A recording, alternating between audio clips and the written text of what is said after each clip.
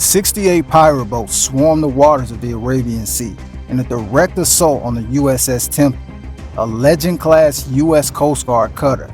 The incident, which unfolded during a routine solo patrol, quickly turned into one of the most extraordinary naval encounters in recent history. Outnumbered dozens to one, the Tempest faced what seemed like certain defeat. Yet, the outcome of this confrontation would leave the world stunned. The USCGC Tempest cut a sharp white line through the calm turquoise waters of a key maritime choke point. As a Legend-class cutter, it was the largest and most advanced vessel in the U.S. Coast Guard fleet, armed with a 57mm deck gun, 50 caliber machine guns, and a highly trained crew of over 100. Its mission was presence, to be the visible hand of maritime law, to interdict narcotics, and to deter piracy. To the crew, it was another day of a long, lonely patrol, a testament to their endurance and vigilance. But in these waters, loneliness is a magnet for predators. The first alert came from the cutter's sophisticated AN/SPS-73 surface search radar. They didn't believe what they saw. The operator's voice in the Combat Information Center was laced with disbelief. "Captain, I have multiple surface contacts. I've never seen this many. Bearing 180. Count is 68 contacts. Repeat, 68 contacts. Speed 45 knots. Formation is a frontal assault wave." This was not an attack, it was an invasion.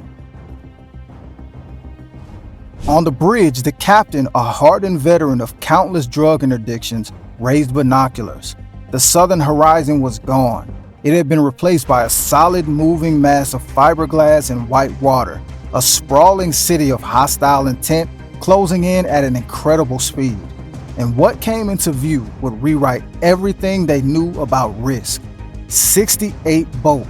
This was a coordinated act of war, a deliberate challenge to American authority funded by a powerful cartel.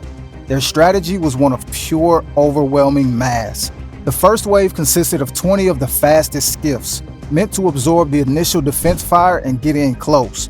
The second wave of 30 boats carried the main boarding parties, armed with ladders and grapnels. The final wave of larger mothership vessels hung back, commanding the assault. Their plan was simple: soak up the damage, get alongside, and pour hundreds of fighters onto the deck, overwhelming the crew through sheer, brutal numbers. But they didn't know what was waiting for them. On the USCGC Tempest, the general quarters alarm screamed, and the crew raced to battle stations with a grim determination. The ship was well armed for its size, but the math was apocalyptic. The 57mm gun forward roared to life, its first high-explosive shells landing amidst the lead wave. Geysers of water erupted, and 2 skiffs vanished in fireballs. But the swarm didn't even slow. It just kept coming, closing the distance with a terrifying momentum. Machine gun fire from the pirates began to ping and spark against the cutter's hull. The security team on deck returned fire with the M240s, but they were a dozen men against an army. The situation was becoming desperate. The captain knew the ship could not win a battle of attrition. A call was made. The microphone for the secure satellite comms was grabbed. A direct line not just to Coast Guard Command, but to the entire U.S. naval apparatus in the region. The message was short: Tempest Actual, Code Zulu. I say again, Code Zulu.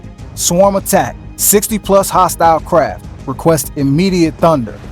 And after that radio call, everything changed. The pirates, seeing the cutter's fire unable to halt their advance, cheered. They were within 200 yards, their faces wild with victory. They believed the ship was theirs. They had no idea that their celebration had just triggered a response that would redefine the word massacre in their minds. The first sign that the world had changed was a sound unlike any other.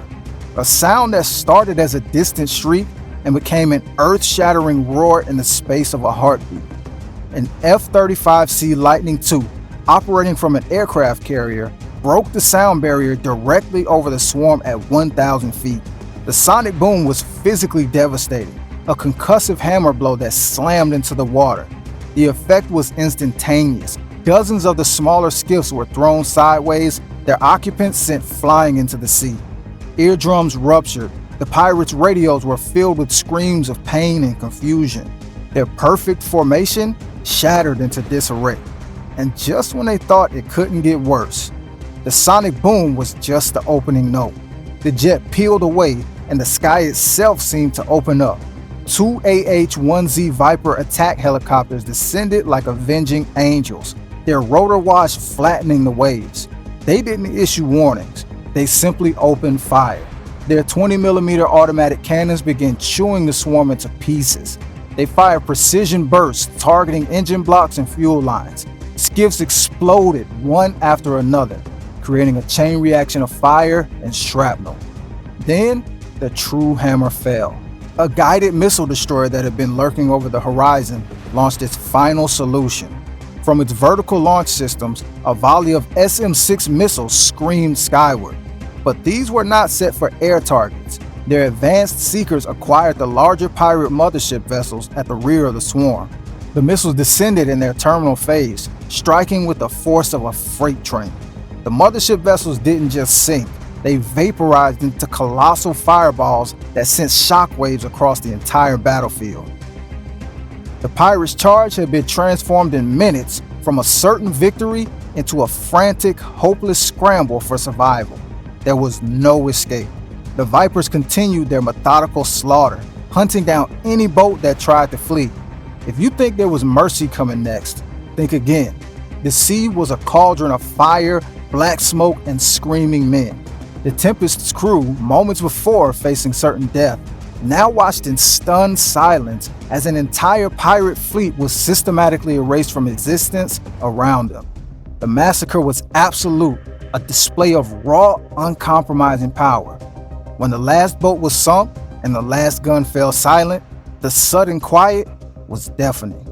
The water was a grotesque soup of burning debris, oil, and bodies. The captain got back on the radio, voice steady.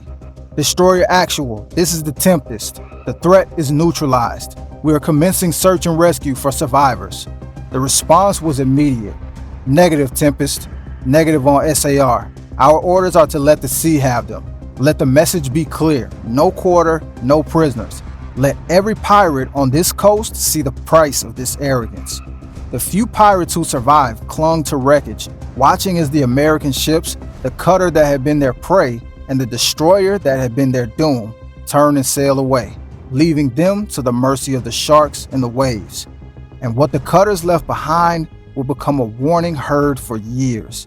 There would be no prisoners, no trials, no propaganda victories. There would only be the enduring, terrifying legend of the day 68 boats charged the U.S. vessel and were met with a response so brutal, so final, that it would echo as a warning for generations. What unfolded that day wasn't a battle, but it was a warning. 68 pirate boats went out hunting a single U.S. cutter, and instead vanished into fire, steel, and silence. No survivors were taken, no statements were issued, just wreckage drifting in the current, and a message written in oil and blood across the sea. Challenge the United States here, and you will not come back. For the crew of the Tempest, it was survival. For the cartels who funded the Armada, it was a catastrophe. And for every pirate watching from the coast, it was proof that the ocean has rules, and rules enforced with absolute finality.